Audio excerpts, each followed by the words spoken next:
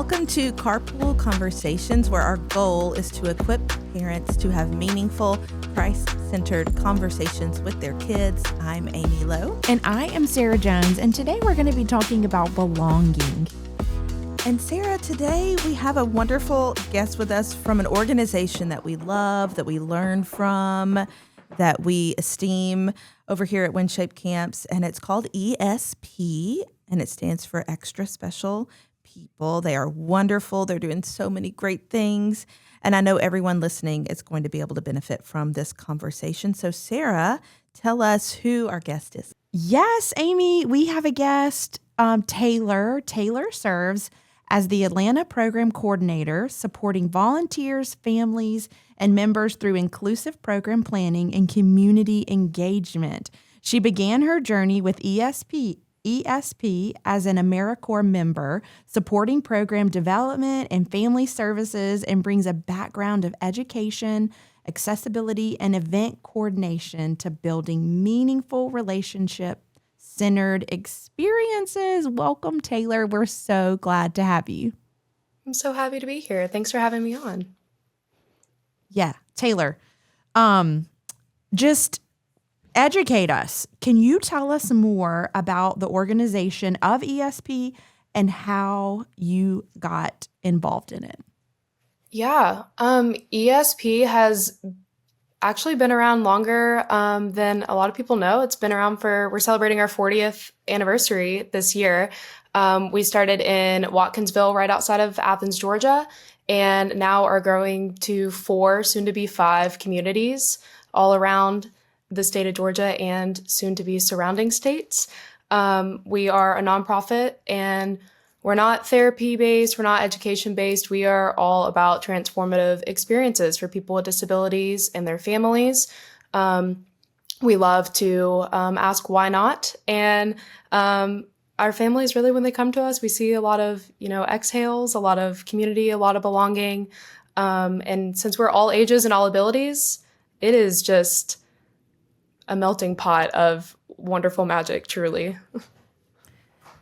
So Taylor, if people are listening and they want to learn more, they just need to go to the website, and are there resources there? Because really this podcast is going to be for all parents that have kiddos that have, moderate to severe disabilities, and then also for parents that don't, but we want to love our brothers and sisters well. Mm-hmm. And so either way, I bet your website will be helpful.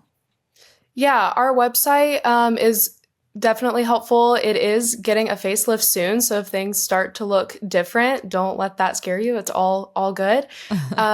Each of our ESP communities also has their own social media, Instagram, because it can kind of be confusing. There's we're all ESP, but since we are located in different parts of Georgia, but yeah, what we do with our new families is we a lot of times meet them word of mouth. Families are our best resources. They share in their communities, share in their neighborhoods, their churches, and families will come to us, and we welcome them with a new family meeting. And we get to know them as a family unit. We get to know their child. And really, the cool thing about ESP is, like you said, it can be for parents who have a child with a disability or maybe not. That's kind of the uniqueness, is I think there's something for everyone within ESP, whether that be, you have a child with a disability that wants to come to camp, and you have a neurotypical child that could be a volunteer. And maybe, we have some programs for siblings of people with disabilities. And then, like you said, our parents, we're really excited. We're starting some new parent-oriented work where it's called Soul Group, but we'll have parents kind of lead small groups, and they'll kind of find community and resources there. But yeah, really our website, our social media. Each location has a support coordinator that is their job. So that's awesome. That's really helpful. I think that we'll just frame it for our listeners so that they know how to dive in if they want to. And we're also going to give book recommendations at the end of the podcast as well. So hopefully lots of resources for everybody listening that wants to dig in deeper. Okay, so Taylor, let's kind of start from just a place where we've all been. We're a parent. We have our child with us out in the world, and they see someone with a disability in public, and they ask a loud question or they stare at the child. And as a parent, help us to know how we can respond for the dignity of both parties when that kind of situation happens. Yeah, I think curiosity is okay. I think kids especially are naturally curious, and it's kind of really a strong trait to have that I think a lot of adults don't have, but children just seem to naturalistically just be curious about, why or what, and unashamedly ask questions. I think the big thing is that curiosity is not cruelty. A lot of times we see maybe kids who were curious and didn't get a chance to explore that, and then they grow up to be adults who are scared to do the wrong thing, so they do nothing, or are hands off, don't interact with someone with a disability. And I'm always wondering, what would that have been like if they were a kid? But I think some important things is, affirm that curiosity and redirect it respectfully if it needs to be. I think, saying that's a great question, like, let's talk about it, open the door for conversation. I have experienced this before where we have kids who are interested, something very visual, like a child in a wheelchair, asking, what is that? It's, I think some naturalistically the uncomfortability is to like shush it, or we don't talk about that. But I really do think the great things come from what we do talk about. So a good, kind of thing that I say is, everyone works differently. Our bodies work differently. And that's what makes us unique. It's not better or worse. It's just different. I love that tagline of different's okay. But I don't think we need to shut down curiosity, just need to kind of shape it, give it some kindness. Yeah.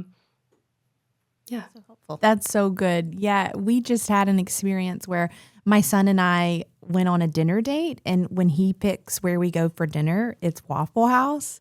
It's either burgers or Waffle House, but this night it was Waffle House. And so we have our little booth, and it's near Valentine's Day, and a mom and her son comes in, and he's in a wheelchair. And my son very loudly says, "Mom, why is he in a wheelchair?"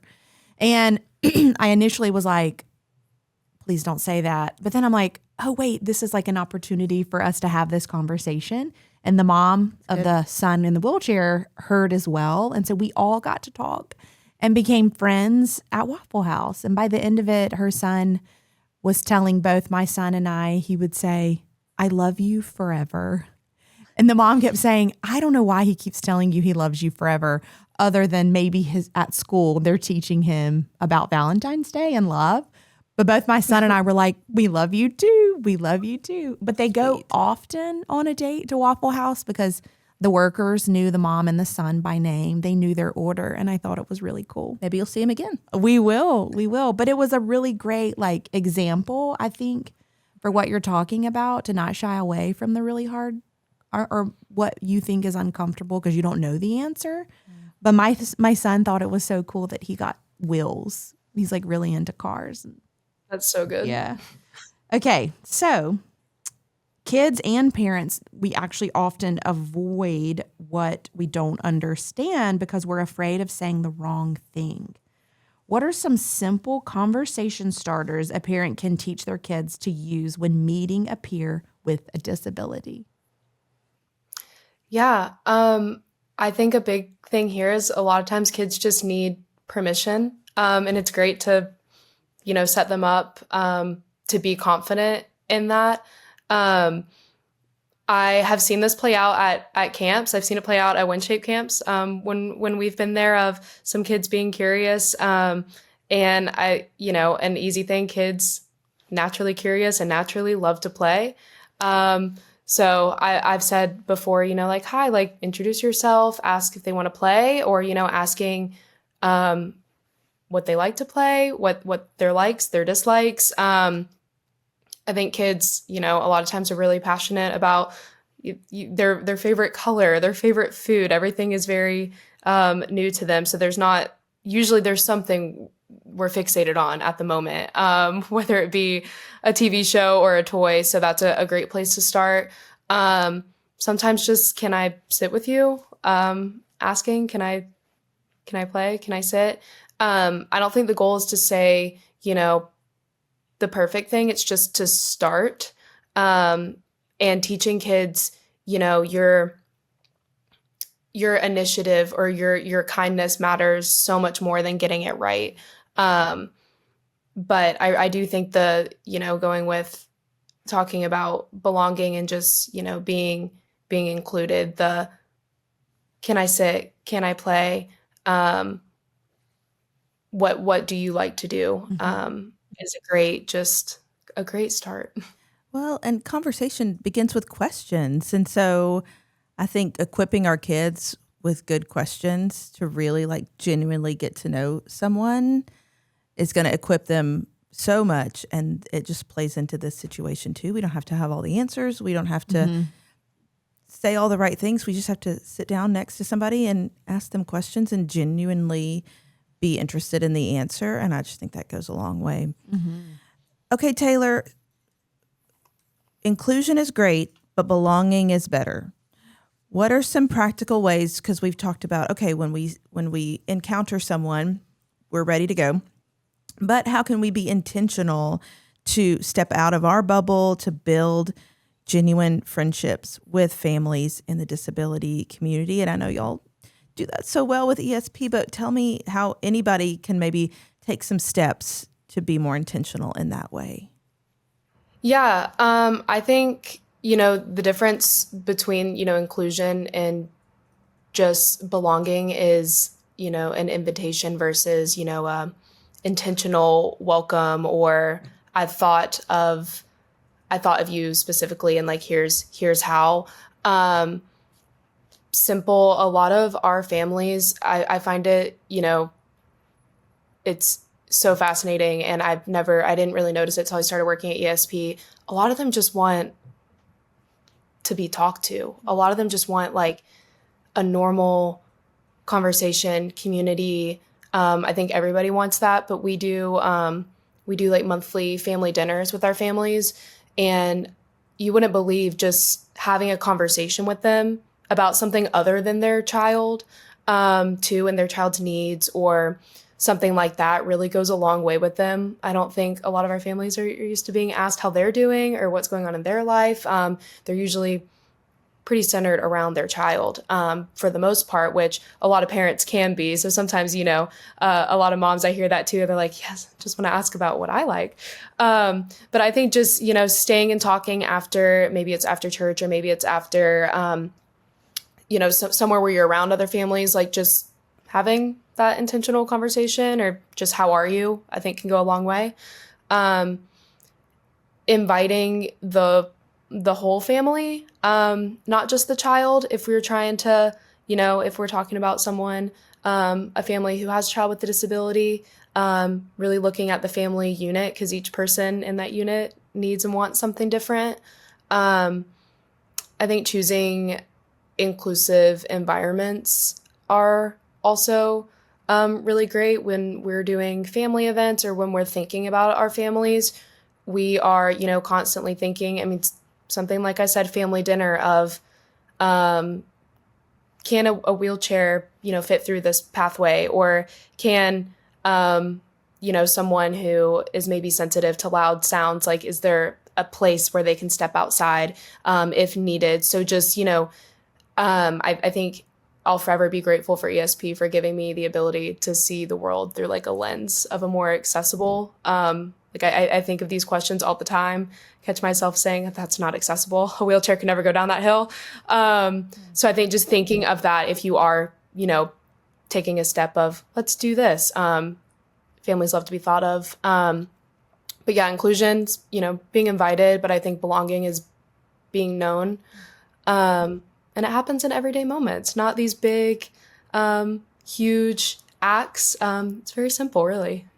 I love that y'all are doing family dinners because I feel like belonging is like a time, like a time investment over a period of time to get to know these families. That's so great. So I love that you've been involved with camp. I'd love to know, so you've seen how transformative camp can be.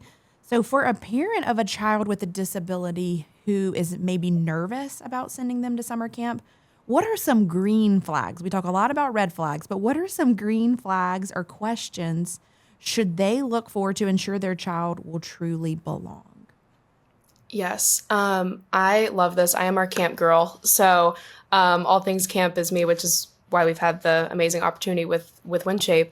And a lot of our families, we've heard over the years, because a lot of times ESP is the only place that will take their child. Not all the time, sometimes they go to other camps. So we get the feedback of how it looks different places.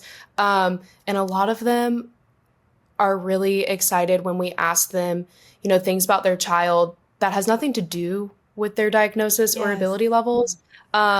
Like looking for belonging and not just accommodations is huge. We ask our families, obviously what's necessary to know to care for them. Those things are important, but we highlight like even not more as important, is asking about their strengths and their likes and their dislikes, not just their needs. I think talking about training and not supervision is a good, switch of words instead of, and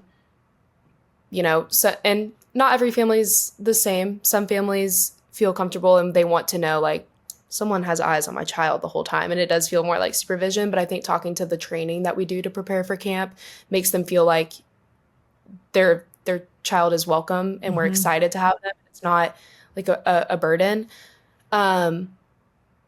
Just like we're talking about today, using words like belonging and community. I think our families really light up when they see words like that. But I think if the big thing is if we're asking or they're seeing that we're asking more like, what makes your child excited? Like what lights them up? Very humanistic. And that's a really good sign. I love that. And, every camp hopefully is like ours, Sara, where you can call and ask questions and you're not bothering anybody, because we want your kid to go to camp, but also we want a great camp experience for them wherever they are. Of course, websites are great, but I think also just calling and talking to the team, that will go a long way to make both parties feel ready and prepared so that the child has a great experience. And also, I think church could be another place to look for this. I know that a lot of churches have disability ministries that they have, and I just think sometimes we don't see that all the time, but you should check and see if your church has something like that. And ours is called Shine. Yeah. And it's good, like, even for my kids, it's like whenever, and our school is a very like integrated, I guess. Yeah. There's so many places. And I all think abilities. Once you have eyes to see it and are not scared of doing the wrong things and you embrace it, I think you do see it everywhere. And that helps you have more confidence to step in. I do recognize, Taylor, that we have people listening that maybe have a new diagnosis or a difficult season with their child's disability. If people are in that boat, what would you want them to hear? Yeah. I think, first and foremost, like, you're not alone. I think this is I think when approaching or when talking to someone that is navigating this season, it's really important to, encourage and affirm and also normalize. You're not behind for, navigating this new season, or maybe it's not new and you're allowed to. Something that I hear a lot from our families is that sometimes they've felt guilty for maybe mourning the life that they thought their child would have. I think that that's important. I think that it's okay to give yourself grace to, it doesn't mean that you're a bad parent. It doesn't mean that you're not, that there's a lack of joy just because there's a disability. I think a lot of times we see, especially with our moms, I've heard that they don't give themselves the grace to feel that. And we forget that, I don't have children, but working closely with our families, I think that I see it's your journey as becoming a parent, as well as, this life that you thought that you had for your child. It's okay to feel those things. It does not mean that you love your child any less, or that, your child's not a problem to fix, or anything. So I think really just having some grace there. And there is a community for you in multiple facets, even if you haven't found it yet. But like I said earlier, we really do, like when we meet families for the first time, or if it's a good fit and they kind of find their community with us, we really do see them kind of exhale. So I think that exhale moment will come if it hasn't already. That's so good. I feel the exhale as you're saying it. I think what I would want a listener to know is that whatever your feeling is, invite God into that, because he wants to be included in how you're feeling, no matter what it is, because you are a daughter and a son of the God of the universe, and he delights in you. And so he wants to be invited in, no matter what the feeling might be. So, That's good. I love that you have resources. So our time has been great, but as we wrap, what resources would you recommend to help in this area? We would just love to give that to the listener. Yeah. We actually, our organization, our CEO just published a book in February called The Joy Exchange. Beautiful. Had the chance to read it. And it is a lot about ESP's story, but there's a lot of, one of my favorite moments in the book is leaning in to the awkward and kind of navigating that. It does follow our CEO, and she really did fall into ESP, but truly captures how our ESP members and just interacting with people with disabilities has shaped really all of us that work here or have interacted in any way. So Joy Exchange, Laura Hope Whitaker, is fantastic for the mom or anyone in your life. I love that. There was also one that I saw, and I think it brought me back to my student teaching days, called Just Ask, Be Different, Be Brave, Be You. And it's by Sonia Sotomayor. Okay. Love any, we're encouraging that ask. We're encouraging that be curious. And then we also had one of our ESP members who has an incredible story, could not make this story up, even if I tried. Her name's Leah Johnson, and she published a book, and it's called Dreams Come True. And it's a children's book. It is so beautifully illustrated, but it talks about Leah's story and, how, her navigating life with a disability. She was adopted, and it is tears. It sits on my desk at work because, sometimes I just find myself wanting to reach for it. But yeah, I think that there's there's a mix of things out there, like for the curious parent or for, the curious child, really. Yeah. So good. Well, we will link all of those in our show notes, and any other ones that you give us, Taylor, we'll put in there so people can go look at that and see if any of them might be a good fit to take a next step on. But Taylor, thank you for what you do. I know the ministry is so special over there at ESP and the work that y'all do. It's so beautiful, and you're such a big part of it. And thanks for taking time to be with us today and share with parents and encourage them. So we really appreciate it. And we'll link those books in the show notes, correct? Yes. So anybody, if you're like, I'm driving and I could not write that down, they'll be in the show notes for you to purchase. Yep. And Taylor, at the end of all of our podcasts, we end with a question of the day so that a parent can take this back to the dinner table or the carpool line and start a conversation with their kids around it. So the question today is, if someone in your class or friend group learns or moves differently, what are some ways you can be a good friend to them? So moms and dads listening, go ask that at the dinner table. I bet you'll learn some new things about the world of your child and what they are walking day in and day out in, and people that are around them, and you can encourage them with the information that you've learned today so that they don't shy away from conversation, but they lean in with curiosity and question. We hope y'all have a great day. Thank you for listening. We'll see you next time.